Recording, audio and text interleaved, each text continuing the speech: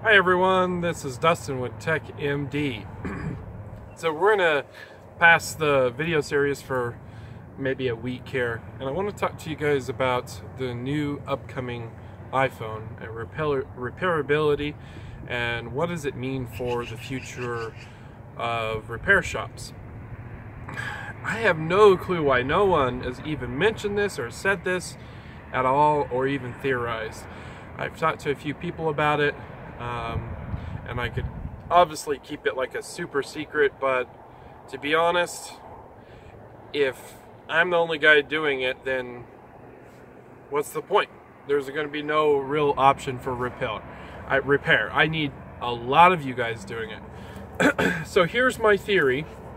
If we get into an iPhone whatever, 8, 7S, whatever they're going to call it, iPhone X is my wonderful theory of maybe their 10th anniversary, and they make a screen that has the Touch ID integrated in, which I've heard rumors that could happen, and I've also heard rumors that they're not ready for the technology, it's too expensive, and it wouldn't be possible. But it's too early to tell.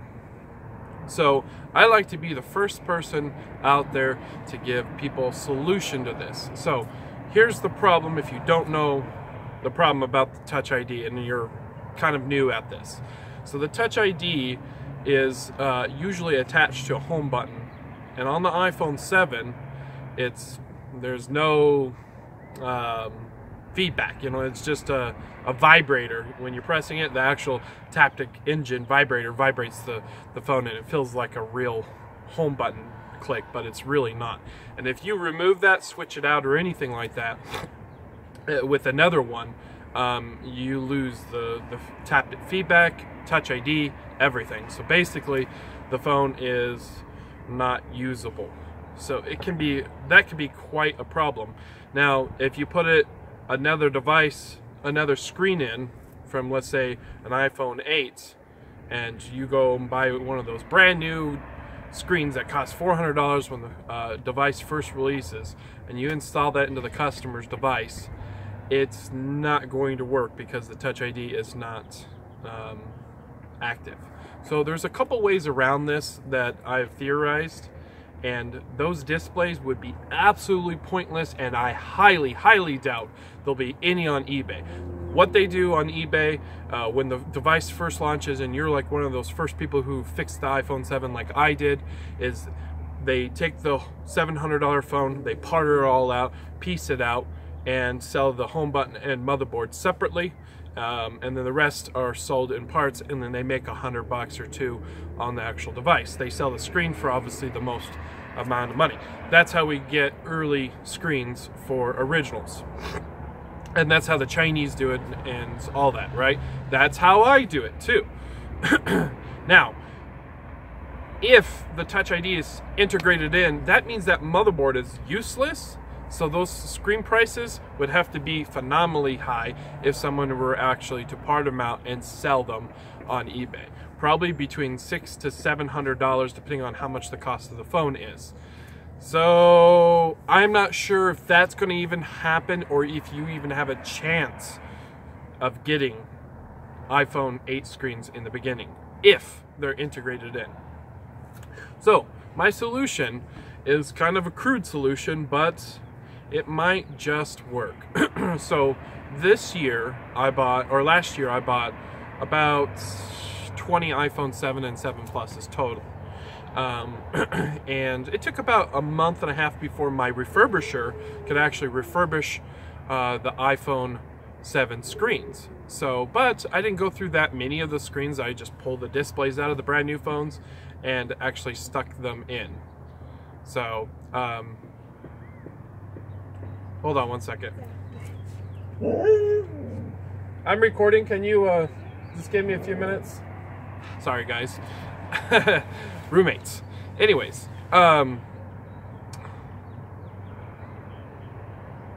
so I actually took the displays out of the iPhone 7s and stuck them into customers, and I took the cracked ones and I sent them off to get refurbished, which we're going to be talking about that in the video series where I recommend to refurbish your displays to get them back to original spec. And this is where we're going with this video here.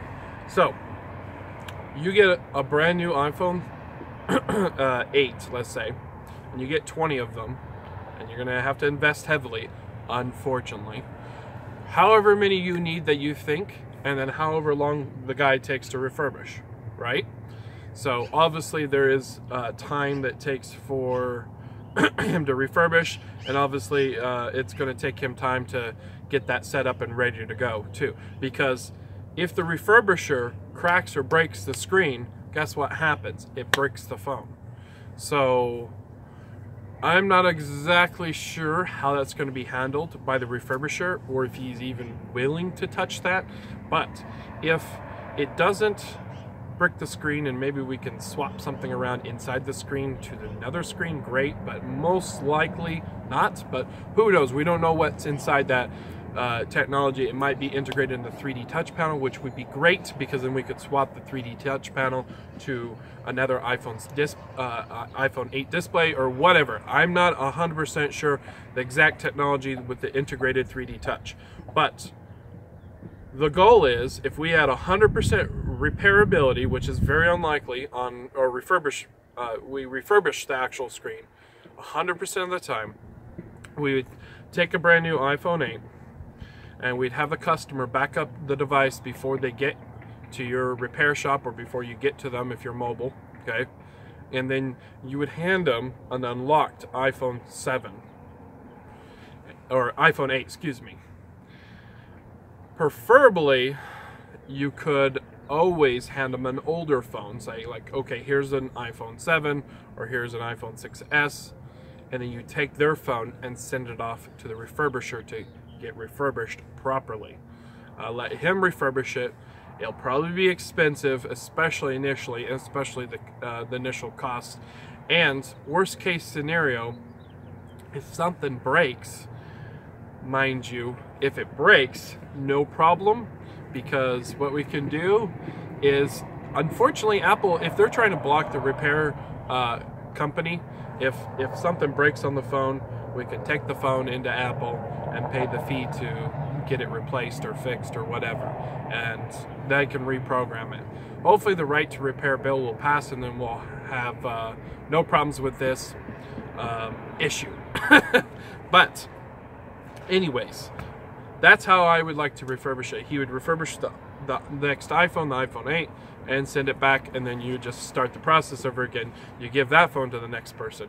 But it probably wouldn't work that way, because that phone might be a Sprint or an AT&T or whatever, right? So you're going to actually have to go back to that customer and swap them again.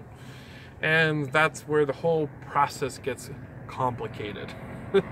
So this might be a very complicated process, but there's still a way to make this happen, and still the way to make this work.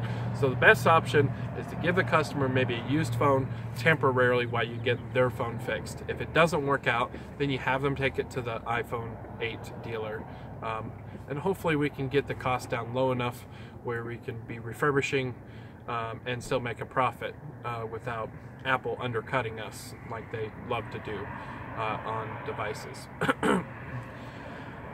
Okay, so now theory number 2, the right to repair bill does pass, which would be great, but Apple has this one thing that say, well, you know, the customer or the third party could swap out the home button, right? And that's why we have this security in the phone, so that way people can't swap it around and access somebody's phone, right? So here's my theory to Apple and your stupid security flaws, okay? It would be so easy if we just worked around this. So let's say the iPhone 8 display is integrated, or the Touch ID is integrated into the iPhone 8 display, right? We're going to swap it with another display. Now it no longer has Touch ID. So before we even do that, we have the customer wipe the phone, back it up and wipe it. It's back at hello. There's no Touch ID on the phone. There's no password. There's no Apple ID. It's a clean phone, right, Apple? Why can't we do this? Wipe the phone, swap the display, and then the freaking phone automatically reprograms the button. What is so wrong with that? I don't get it. Why do we need a $20,000 machine that's linked up to a Mac server and it has to program the Touch ID in an internal Mac server? You know why it's like that, Apple? Because you guys want to make money. That's it. You guys want to make exclusives on the repairs. But if the right to repair happens and we have the right, there's your solution, Apple. Have the next iPhone automatically reprogram the buttons. We'd be glad to do that for the customer. We'll tell the customer, back up your phone before coming on the cloud or on iTunes. Once it's fully backed up, we'll wipe the phone, swap the screen, and then they restart their phone and it automatically reprograms. In fact, this would help you guys out big time. You wouldn't have to mess with the $20,000 machine in any new buildings that you guys open up. It'll save you cost and it'll make it simple, easy. There's no reason why that phone cannot reprogram that Touch ID itself once it realizes there's no password, no cloud, and no Touch ID or no fingerprint attached to the phone. None of those. It passes security, right? It has the security done. It says, okay, there's nothing secure about this phone. It's a brand new phone.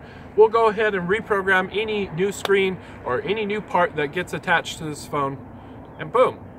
That would be great. I'd love to actually buy actual displays from Apple instead of having to, you know, get them refurbished so I can have original. I want to be able to take care of your companies. You guys have Apple has a lot of pain points. It takes too long to actually get your phone fixed. Sometimes you guys don't even have the parts in stock. So, you know, stop gouging your customers and actually help us third parties make some money and help your customers. We want to give them the best possible experience. So, if anyone agrees with this, let me know, share this video, and tell others about it. So I appreciate you guys watching my videos.